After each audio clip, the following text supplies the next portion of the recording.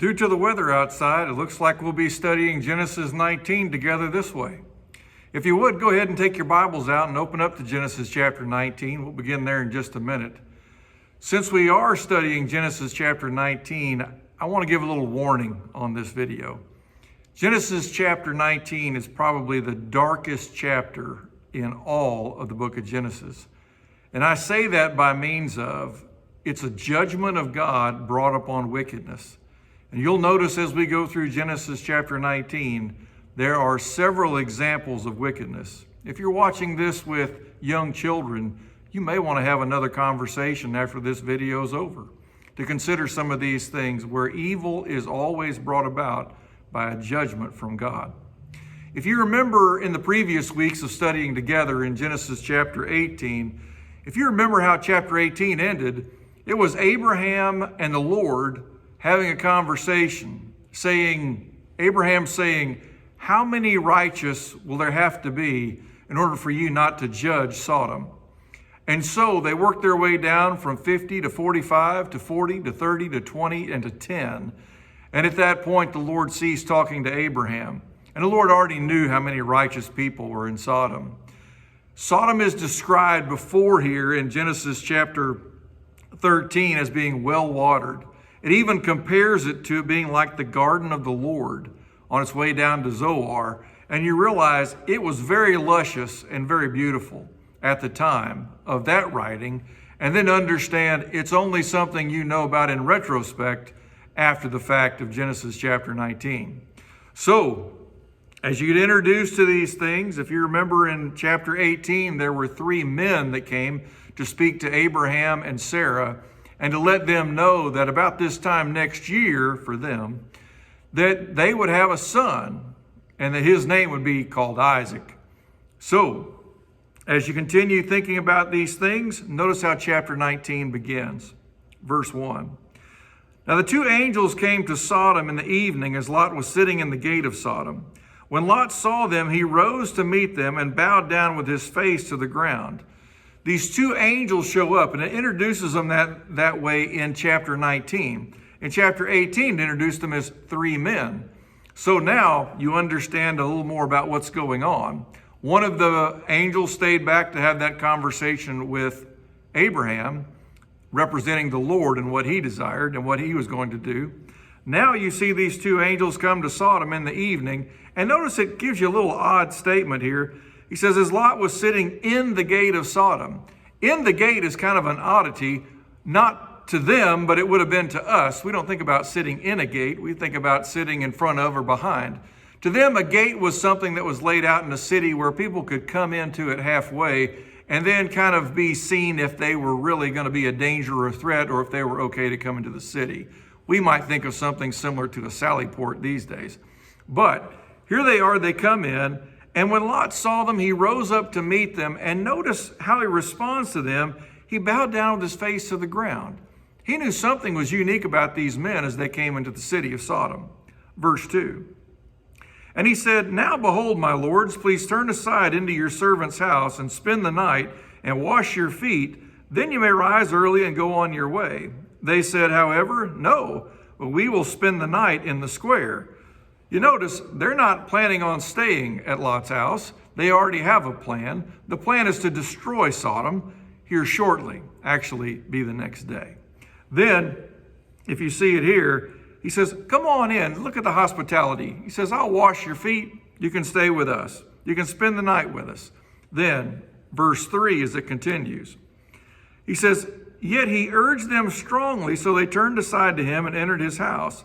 And he prepared a feast for them and baked unleavened bread, and they ate. Not only do they stay at his house, once again, the hospitality of Lot, he bakes them and prepares them unleavened bread and shares it with them. I kind of wonder if you remember the story of Sarah, how much bread she made. Here they are yet again eating bread. And here's a little idea for you. Angels were eating bread. Isn't that kind of curious? Even though they came in the form of men. So, he continues on. He prepared this feast. They stay in his own house. All of a sudden, it gives you the timing of things. Look at verse 4. Before they lay down, the men of the city, the men of Sodom, surrounded the house, both young and old, all the people from every corner. So notice they lay down, and the idea is, you notice it's already nightfall. They're laying down to go to bed.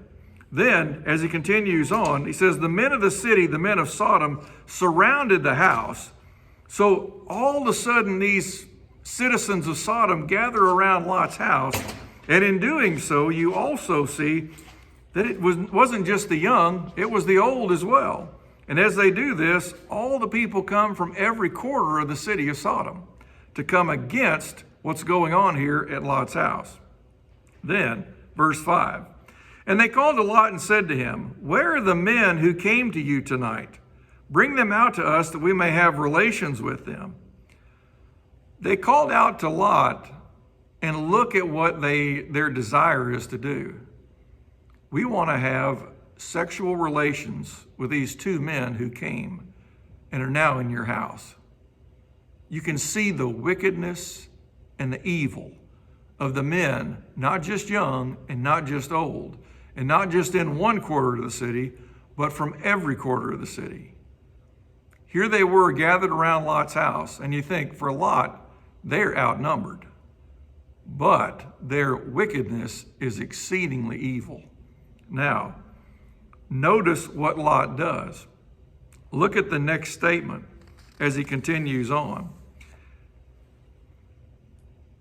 Verse 6, but Lot went out to them at the doorway and shut the door behind him and said, please, my brothers, do not act wickedly.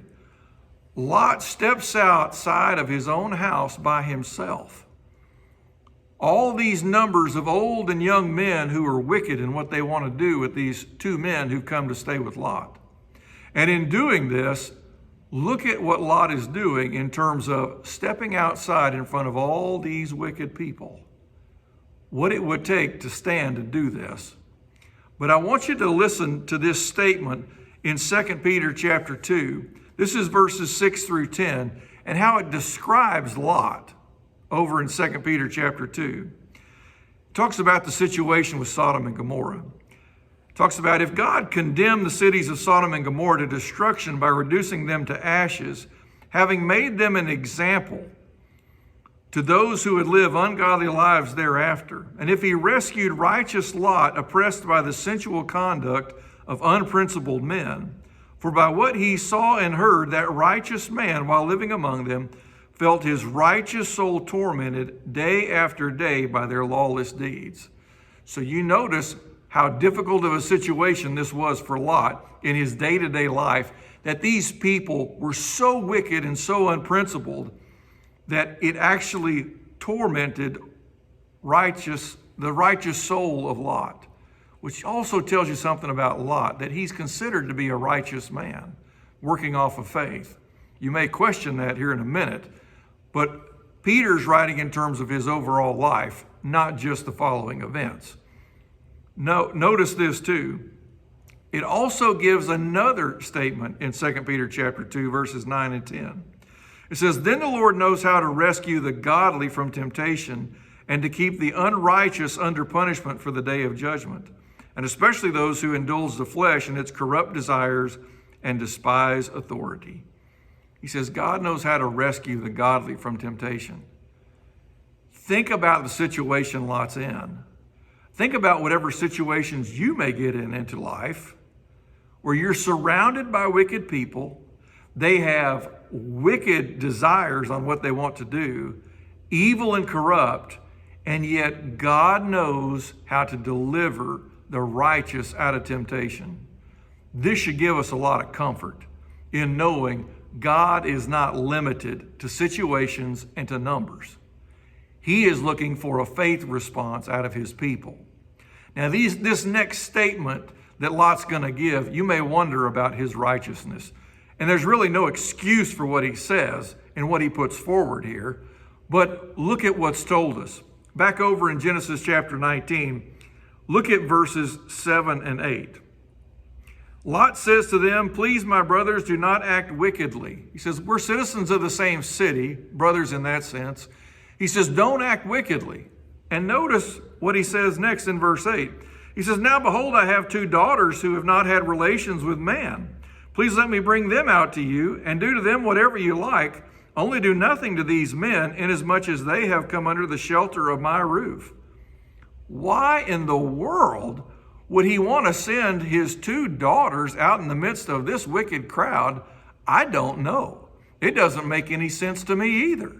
But sometimes in the moments of pressure, people say things and do things that they later would regret. It doesn't speak anything about any regret with Lot one way or the other. But notice, he desires is, why not take one of these daughters of mine? And he says, do with them whatever you please. These men are wicked. There's nothing good that they would do with his daughters. They're not looking to marry them and have a family. They're unprincipled men. They want to have intimacy with these 2 men who are actually angels. Think about how wicked that is, and see how God's going to respond to this type of wickedness. Notice how it continues on here. He says, I want to protect these men. They've come underneath my shelter. Then, verse 9. But they said, look at their response in their wickedness. Stand aside. Furthermore, they said, this one came in as an alien, and already he is acting like a judge. Now we will treat you worse than them. So they pressed hard against Lot and came near to break the door. Their response to Lot is, you're an alien here. Who do you mean to judge us? Isn't that something? That kind of statement's been around for thousands and thousands of years. When people do wicked things, then they want to question, why are you judging me? Because you're doing wicked things. And that's what God says. It's his judgment, not ours. So, if you see it here, they even make this statement, we're going to treat you worse than these others. And notice, all of a sudden, they start to press themselves against Lot and against the door. You imagine for Lot, getting pushed in between this number of people. You talk about feeling perhaps fear. When wickedness is coming down upon you, yet the Lord knows how to deliver the righteous, even in the midst of terrible, terrible situations. So, then it continues on, verse 10. But the men, talking about the 2 angels, reached out their hands and brought Lot inside into the house with them and shut the door. They struck the men who were at the doorway of the house with blindness, both small and great, so that they wearied themselves trying to find the doorway. They reached out from behind the doors, grabbed Lot, and pulled him back into the house and shut the door. And in doing this, they struck the men blind. You imagine, these wicked men of Sodom wanted to come in and do terrible, wicked things. And all of a sudden, they get struck with blindness. They can't see a thing. Now, it was already night, but now they're struck blind in addition to it being night. And if you notice at the end of verse 11, it didn't matter whether they were great or whether they were small. They were all struck blind. Then, he says, they couldn't even find the doorway. What would it be like to be lost in your own city? Getting out and going to different places. Now, notice what happens next with these 2 men, or 2 angels. Verse 12. Then the 2 men said to Lot, whom else have you here? A son-in-law and your sons and your daughters and whomever you have in the city? Bring them out of the place. For we are about to destroy this place because their outcry has become so great before the Lord that the Lord has sent us to destroy it. Now, this is really the introduction of what these men came to do. Now they're letting Lot know the secret. The Lord sent us here to destroy this place. And that's exactly what we're going to do because that's what he told us to do. And so he asked Lot, is there anybody else in this city that should be spared? It kind of makes you think about Abraham's conversation. What if there are 10 righteous? Will you spare the city on account of the 10 righteous? And now you see these 2 angels, 2 men, say to Lot, you have any sons-in-law? He says, have any daughters? He says, have any sons? He says, it's time. Don't wait any longer. Anybody else in this city that should be taken out? Then he says, because we're about to destroy this place. And destroy it they were going to do. It would be reduced to a bunch of ashes, is the way it's talked about in the New Testament. Then, notice verse 14. Lot thinks of 2 men he wants to go and talk to. Out of the whole city, 2 men, which should tell us something already. There are only 2 people that he thought of that he could have a conversation with out of all this. Then, verse 14, Lot went out and spoke to his sons-in-law, who were to marry his daughters, and said, "Up, get out of this place, for the Lord will destroy the city." But he appeared to his sons-in-law to be jesting. Now, once again, here's the blessing of those other men being struck blind. You don't have to be concerned about going into the streets to find these sons-in-laws or future sons-in-laws of yours. He goes to them and tells them, look, this city's going to be destroyed. And to them, it just seemed like a laughing matter. Oh, Lot, you're just telling another joke. Do you really want to be known as the person who only tells jokes and you won't be believed when you need to be believed? You ever met people like that? I don't know whether they're telling me the truth or not. They're always joking around. Well, for Lot, his sons-in-law thought this was a big joke. But boy, were they going to be surprised, because they could still see it whenever it comes, unlike those men who had been struck blind. Notice, all of a sudden, in this time where things really need to be taken serious, just a joke. Sometimes that's the way people are with the spiritual things. You bring them up the things that are facts, the things that are coming.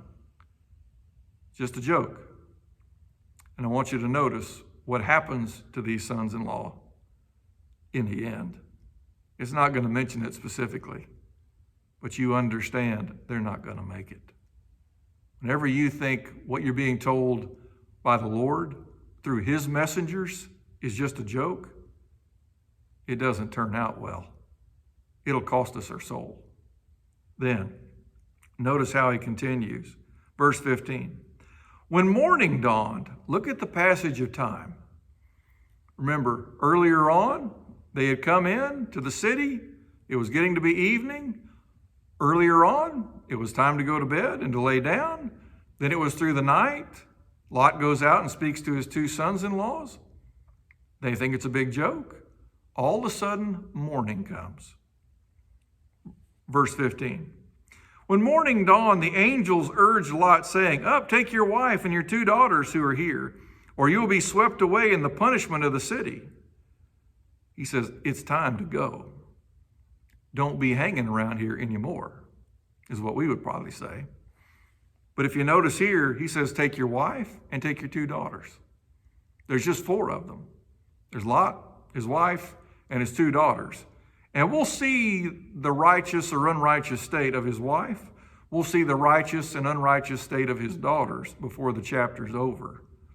You're going to come to see that perhaps Lot is the only righteous one in all of Lot, in all of Sodom and Gomorrah. Remember the conversation Abraham had with the messenger of the Lord? What if there are 10? What if there's really just 1? But I want you to notice there are 3 others that are given opportunities. Actually, even more, if you consider the 2 sons-in-law. They're given opportunity, but they laugh. You'll see what Lot's wife does, and you'll also see what Lot's 2 daughters do later in the chapter. So, here's what the angels tell Lot. They urge him, get out of here. You'll be swept away with the punishment if you stay. And notice what Lot's reaction is. Look at verse 16. But he hesitated. Do we ever hesitate when we know the right thing to do? Do we ever sit back and all of a sudden decide, I know what needs to be done. I need to put off this sin. I need to change my attitude. I need to make sure that I can speak the words in love, but we hesitate. If he hesitates too long, he's going to be swept away with the judgment that's going to come upon Sodom and Gomorrah, and the other two towns that are mentioned later on in Deuteronomy, Admah and Zeboim. Now, he hesitated. And he hesitated to the point that look at what these two angels do.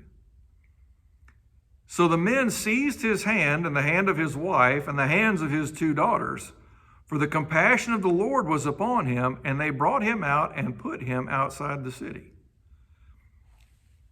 Maybe this is just me, but it sounds like between these two men, one man grabbed Lot's hand and Lot's wife's hand. Another of them, the other angel, grabbed one hand of each daughter and led them out of the city. Notice why. It tells you why. He makes a statement here. He says, for the compassion of the Lord was upon him. The compassion of the covenant God was willing to be patient. Now, notice his compassion comes. We've already seen the way that Lot's described in the New Testament as being righteous. Sometimes the compassion of the Lord is even given upon those who are going to be rebellious, those who are going to be wicked in and of themselves. Now, notice how this continues on. So he puts them outside of the city, verse 17. When they had brought them outside, one said, escape for your life. Do not look behind you, and do not stay anywhere in the valley. Escape to the mountains, or you will be swept away.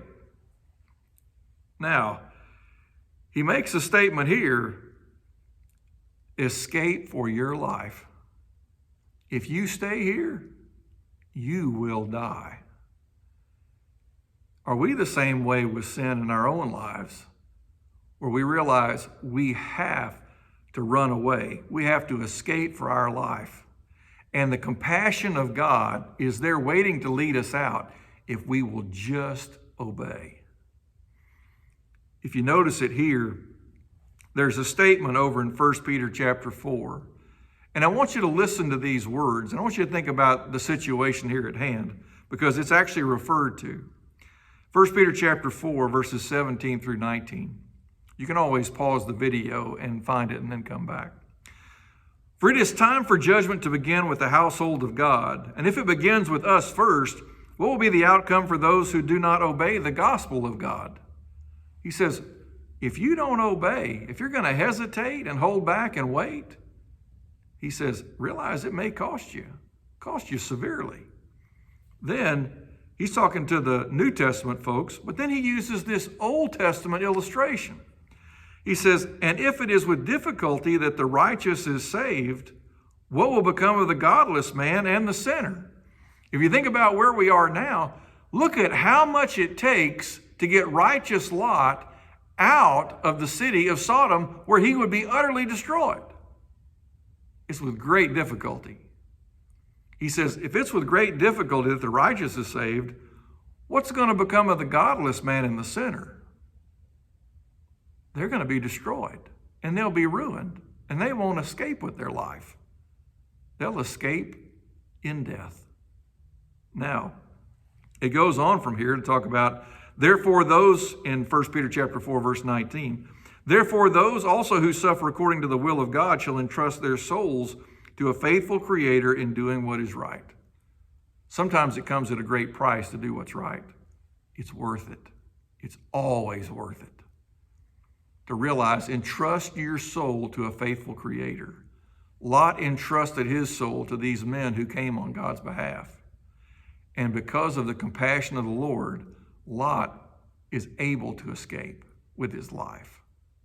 Now, come back to Genesis chapter 19.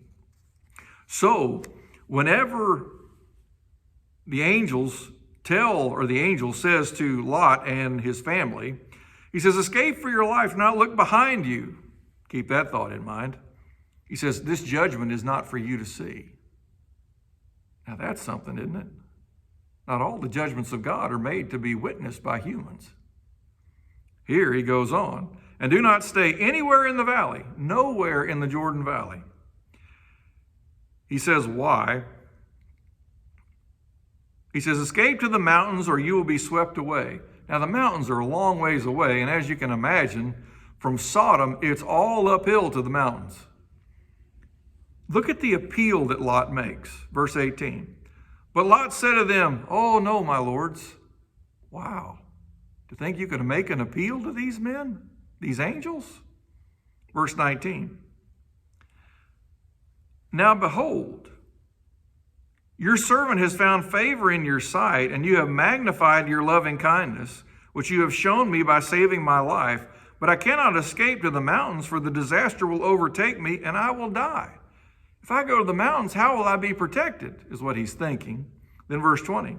Now behold, this town is near enough to flee to, and it is small. Please let me escape there. It is not small. Is it not small?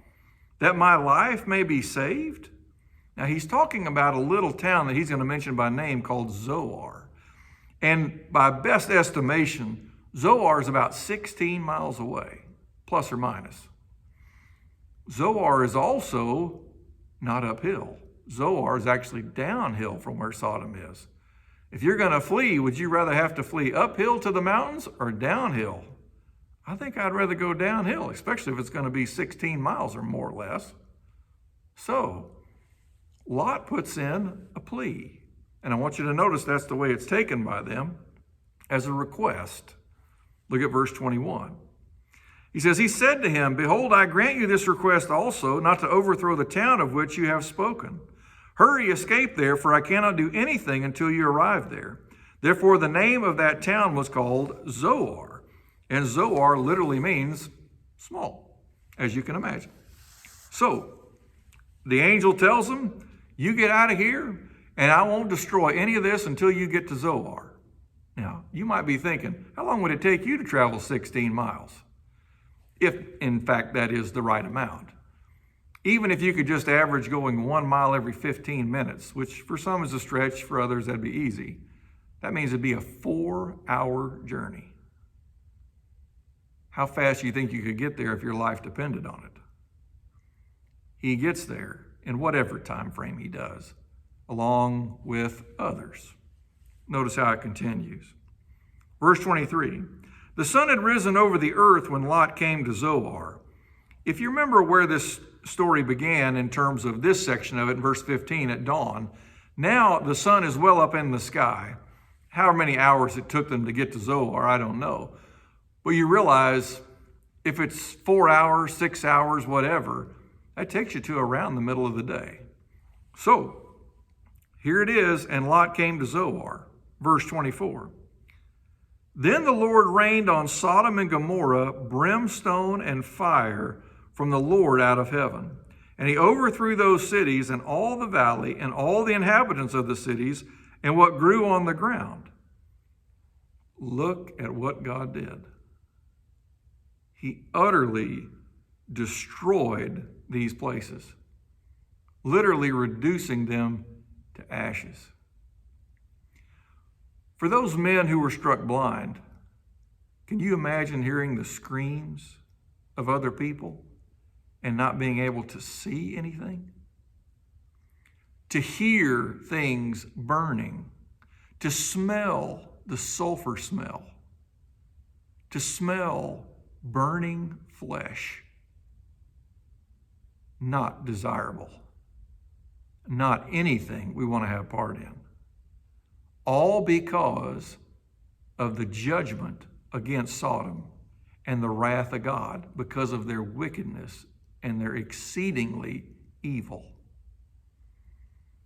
Consider this. I want you to listen to these things. Some other aspects of what's here.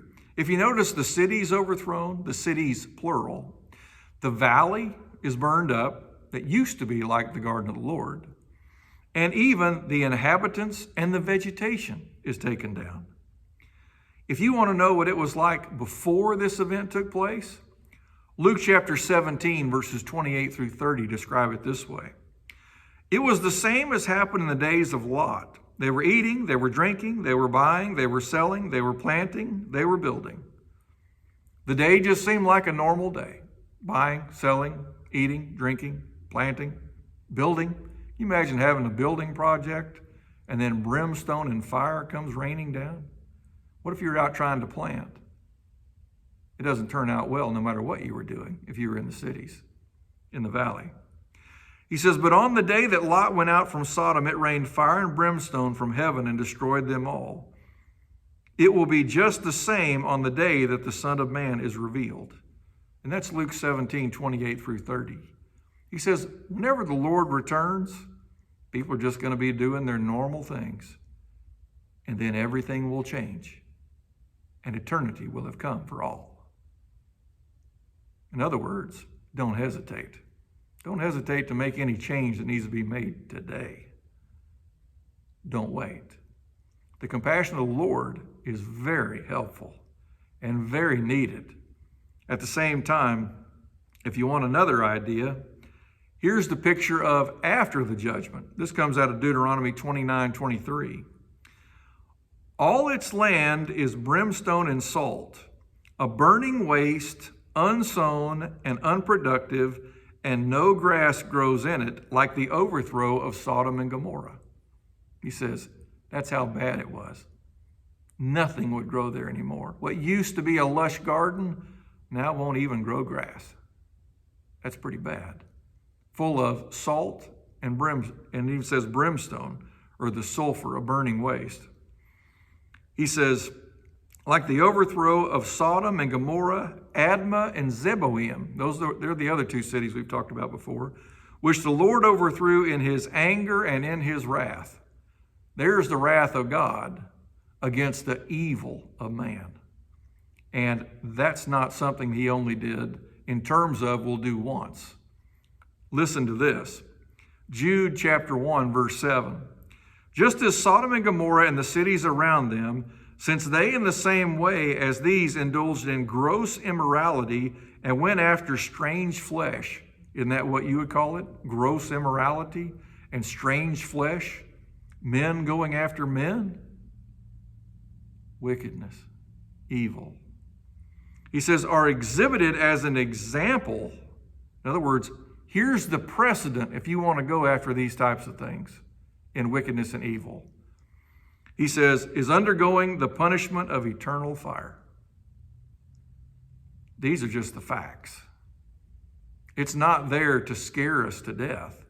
It's there so that we know, so that we can make better decisions on what we do now.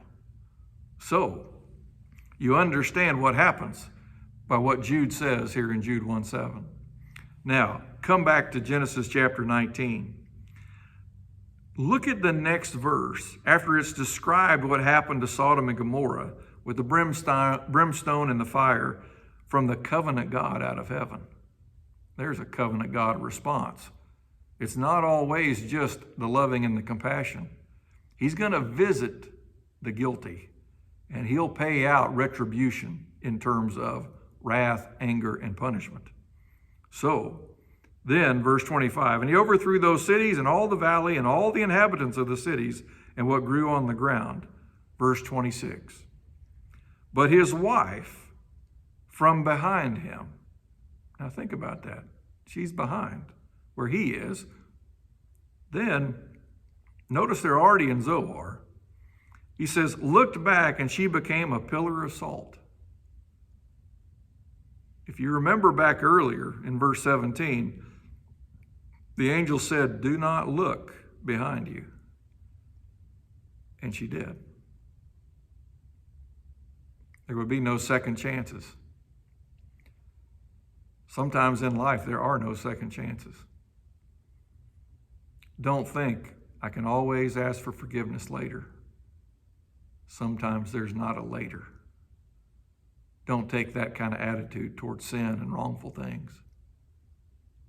Here she is, a pillar of salt as a sign. Once again, you notice about his wife, she is not a righteous woman. Yet the compassion of the Lord allowed her to be taken this far. But she didn't care about the compassion of the Lord. How often do we see people who come to Christ, baptized into Christ for the forgiveness of their sins? They have a joy that's wonderful, and then they turn away. They take the compassion of the Lord and turn it into rebellion. They won't just be turned into a pillar of salt. This judgment that came against Sodom is a foreshadowing of an eternal fire. We had better be careful with the decisions we make in honoring God and not think, I'll do it right later. I want to see what I want to see. There's plenty of times where men and women should hide their eyes. Be wise. Here she is, a pillar of salt. I wonder what Lot thought in that moment. I wonder what Lot's two daughters thought in that moment. It doesn't reveal any of those things. Then, verse 27, if you remember how this continues, Abraham is back in the same place where he had the conversation with the messenger of the Lord about, are you going to treat the righteous and the wicked the same? You're not going to bring about the righteous to sweep them away with the wicked, are you? What if there are 50 righteous? 45, 40, 30, 20, 10? Where Abraham had that conversation is the same place that we find Abraham now. And let me give you another thought before we move forward.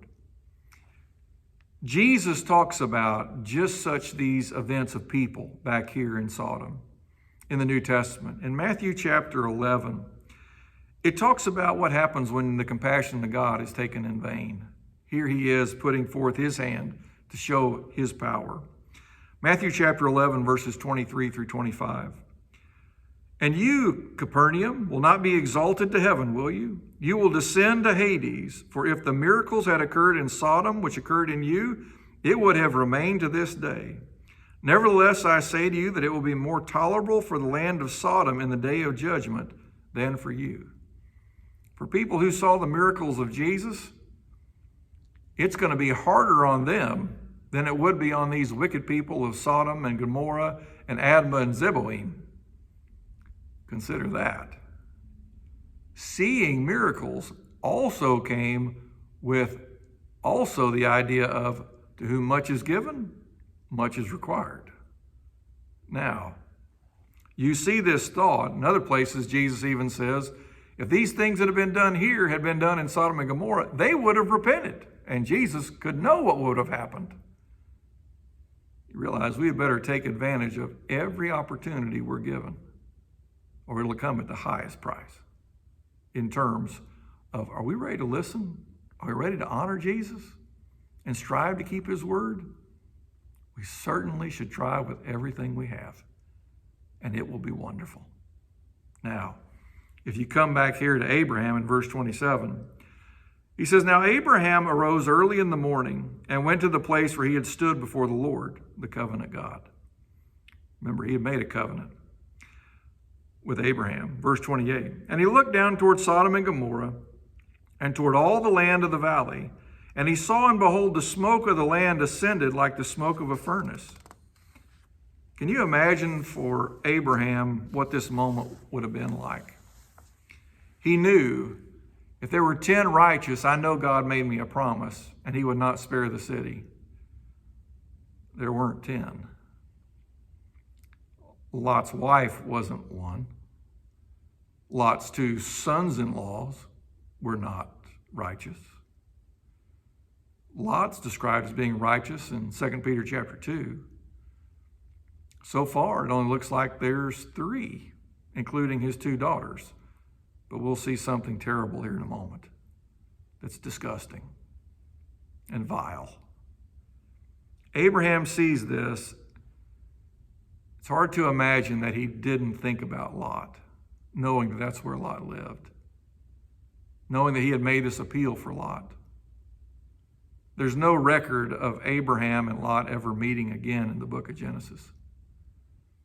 But it's something to think God did intervene to allow for the righteous to be delivered, even in the midst of temptation, out of this city, even though Lot kind of drug his feet. You realize, if it's with difficulty that the righteous is saved, what about the ungodly and the sinner? Well, that's Lot's wife. We're about to find out it's Lot's 2 daughters. But here the statement comes, verse 29. Thus it came about when God destroyed the cities of the valley that God remembered Abraham and sent Lot out of the midst of the overthrow when he overthrew the cities in which Lot lived. Notice it says God remembered Abraham. You'd expect to say God remembered Lot, wouldn't you? But he remembered Abraham. I can't destroy the wicked and the righteous in the same way. It wouldn't be just. You remember what his kingdom's all about? Righteousness and justice. This wrath is just, and the deliverance of Lot is righteous and just as well. Notice verse 30. Lot went up from Zoar and stayed in the mountains. Interesting, the original plan that the angels told him. Now he's worked his way up to the mountains. Now he has time to go uphill all the way. He says, and his 2 daughters with him, for he was afraid to stay in Zoar, and he stayed in a cave, he and his 2 daughters. He's afraid. Notice even in the midst of being righteous, he's still afraid. And you realize, but the fear still comes in terms of, all right, is he going to honor the Lord? So here he is in a cave. He was afraid to stay in that little small town of Zoar. And now his 2 daughters are here. The 2 daughters that he wickedly proposed that these men who were in Sodom could sodomize, could be there with in a vile way. Once again, there's no excuse for that.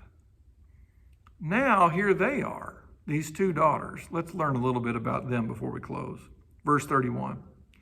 Then the firstborn said to the younger, our father is old, and there is not a man on earth to come into us after the manner of the earth.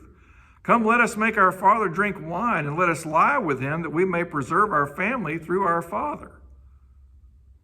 Where did that idea come from? Look at where fear took them. They think there's no other men on the planet. Boy, were they wrong. Also, what does this tell you about what happens when you stay within an environment that's exceedingly wicked? It has its effect on you. It takes a toll. Here they were. They come up with this idea? Incest? Now, if you notice in the Old Testament, nothing's been said about that up to this point. But still, why would you go that direction? Notice, the plan is we'll get him drunk, and then the older daughter will be intimate with their father. Oh, the wickedness. So, verse 33, so they made their father drunk wine that night, and the firstborn went in and lay with her father, and he did not know when she lay down or when she arose. Lot is completely unknowing of these events. Isn't that something? Then, in terms of they made their father, notice it says they made their father drink. That's an odd one too, isn't it? And that he did. Verse 34. On the following day, the very next day, the firstborn said to the younger, behold, I lay last night with my father. Let us make him drink wine tonight also. Then you go in and lie with him, that we may preserve our family through our father. So they made their father drink wine that night also, and the younger arose and lay with him, and he did not know when she lay down or when she arose. The same thing again, the wickedness of it all. Now, what do you think is going to happen? Verse 36. Thus both the daughters of Lot were with child by their father. They both got pregnant. Verse 37. Here's the outcome. Even out of the darkest of backgrounds, God can still use people who come out of those type of situations. The firstborn bore a son and called his name Moab. He is the father of the Moabites to this day. As for the younger, she also bore a son and called his name Ben-Ammi. He is the father of the sons of Ammon to this day. They were still around while the children of Israel were in the wilderness. But here is the shining star in the midst of all this darkness. The first one's son is named Moab. He's the father of all the Moabites. Are you thinking about a young Moabitess woman by the name of Ruth? She's going to be a descendant of Moab. And God is going to include Ruth into the lineage of his own son come in the flesh by the name of Jesus. And you can read about it in Matthew chapter 1. So whenever you see these things together, you realize sin just makes things darker and darker. And that's why Genesis chapter 19 is such a dark chapter in the book of Genesis. Also, even in the midst of these things, God can use people to bring about something that is good later. It doesn't matter about our backgrounds. It only matters about our relationship with the Lord now. I'm glad we're done with Genesis 19. That's wicked stuff. And it also shows us, do not imitate these things, or we will have the same fate as Sodom and Gomorrah in terms of with our souls and even in our lives. So, as we look forward to what's coming next,